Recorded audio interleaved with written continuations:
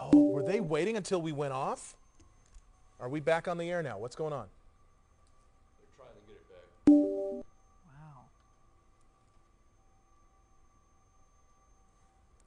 All right, Mark Brown and Michelle Tuzzi, we left you for a moment, and it appears now the police have moved in. They've got these vehicles there that have now surrounded the vehicle in question. This is the Bentley four-door sedan that was being driven on a slow-speed pursuit for several hours and then stopped here on Lankerton Boulevard.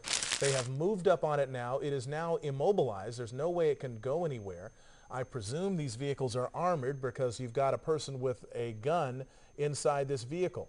So now the question is, it appears they've moved in on him and they're going to try to change the situation up. Wow. So what do you suppose is happening with that vehicle that's parked right in front of his window there? You can see they're illuminating the car. Looks like they're shining a light in there, right? Yeah, they're shining a light in it. I can guarantee you, based on what we know of the police and what tactics they would have to employ, there are several guns from within these vehicles being trained on that suspect to make sure that he doesn't hurt anybody. They are also hoping that he doesn't hurt himself. And what they've decided to do here is at least immobilize the vehicle, perhaps block his view of anybody who might try to make a move on it and try to bring him out of there. But that is where we are right now. And this just happened within about the last minute. Wow. I've not seen this before, where there have been 3 armored vehicles that have surrounded a pursuit suspect like this. You know, it's very possible it's happened before, but we've seen so many police pursuits over the years, and I've not seen this. Not seen this many. I know they've used the armored vehicle on occasion to block other people in. I've never seen this, as you put it, this many of them deployed at one time, but it's effective, certainly. He's not going to be able to move even if the car was movable before this. And what this does really is give police a very up-close look at this guy. An up-close look and a little bit of a barrier from the public if shots were to be fired, though there is that one open side, you know, if he had pointed a gun toward that car lot. But at least the other angles are covered. It's a little bit of a buffer. And as far as we know, no shots have been fired at any point during this entire process, which is all good news. No accidents that we know of during the pursuit.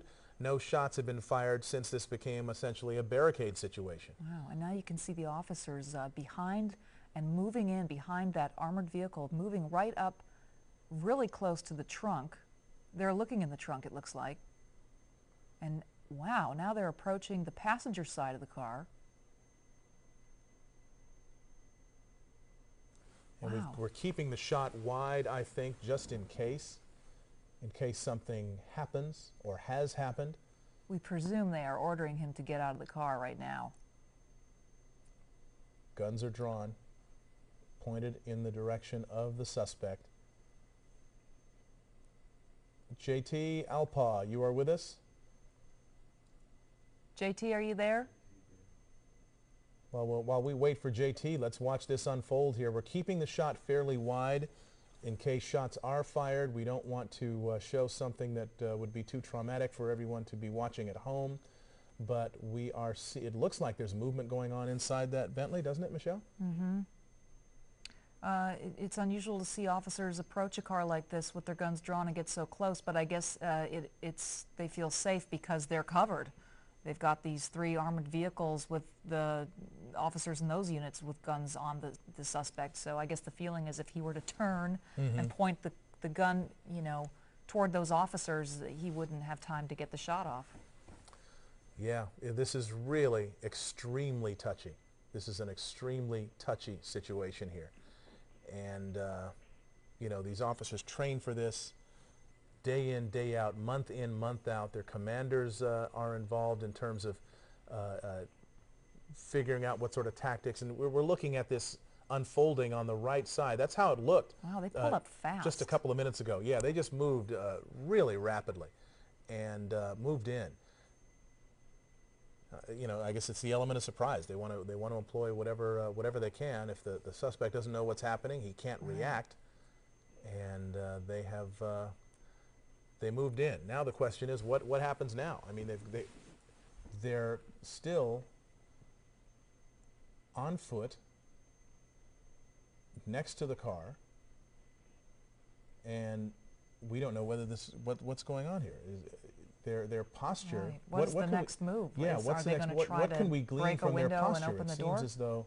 Whoa, they're going right up to that passenger. They are getting so close. Hey, Marco Michelle.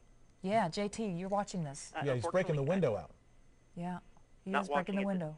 Waiting for my video to come up. Okay. They're making. They're obviously. SWAT has made the decision to deploy on the vehicle. Yeah, it seems like they're having a hard time breaking that window in. Well, if it's an armored vehicle, it would be very difficult if it had that special glass, right? Well, to break through it, if it were like a bulletproof window? Can get. I don't know if you can get Bentleys made bulletproof. I guess you can get pretty much anything you want made in a bulletproof fashion.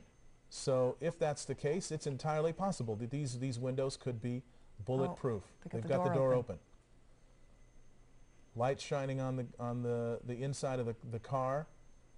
If the officer, again, my video is not up, guys, but if the officers are standing next to the passenger and opening the door, it would possibly be an unfortunate end. Yeah. If they don't look like they're in a tactical type stance. Yeah, well, we'll be able to tell very shortly from their body language, bluntly, whether this person is dead or alive inside this vehicle. If it appears they get to be more relaxed, then that would indicate something that this thing has come to an unfortunate and tragic ending. And we are purposely keeping our shot wide, so it's hard for us here watching it to make that determination about what sort of result has occurred here. But they've got the door open. They broke the window out. And one of the primary concerns at this point, Mark and Michelle, is to clear the car. If in an unfortunate circumstance happened in the car where the suspect is dead, their next focus turns to clearing the car, clearing the back seat, making sure there are no other victims or hostages within the car, and it's just what's called clearing the car, making sure everything is over before they proceed. Doesn't look good, I'll tell you, because if the guy was they would have pulled him out they by would now. have pulled him out, and you've got people walking around and. Well, and perhaps that's why the officers had confidence in approaching that passenger door. Maybe they knew, and in situations like that, if the tactical team in position and standing by were to hear a shot, or shots were being fired, and they figured that it was a situation that they needed to deploy on immediately, that could have been what happened. Again, just speculation, but they would go in and get closer to the car in a safe manner and to determine what the circumstances are. Well, they haven't pulled him out, and the officers that are now standing next to the vehicle are not in what you would call a tactical stance, at least from what I can tell. Looks like they're standing straight up. I don't even know if they've got their weapons still pointing in the direction of the suspect at this point. So this would indicate to me that something terrible has happened here. We will await confirmation, but it doesn't look good. No, Mark, I would agree with you. I do now have video up, and the way the SWAT vehicles are deployed on the car and the way that the officers are standing around would indicate that at least the tactical end of the situation is over, that there is no longer a threat present within the car, and now it's gone from a tactical situation to an investigative situation. They may make a determination at this point whether they need to call in paramedics, LA City Fire Rescue Ambulance into the situation, and treat the suspect if there's possibly a gunshot wound. So these are all the things that are happening right now around this scene, making the determination, obviously, that the tactical situation is no longer. All right, JT, thank you very much. That's going to conclude our coverage. We are out of time, but we will have the very latest on this situation coming up on Eyewitness News at 4:30 a.m. on ABC 7.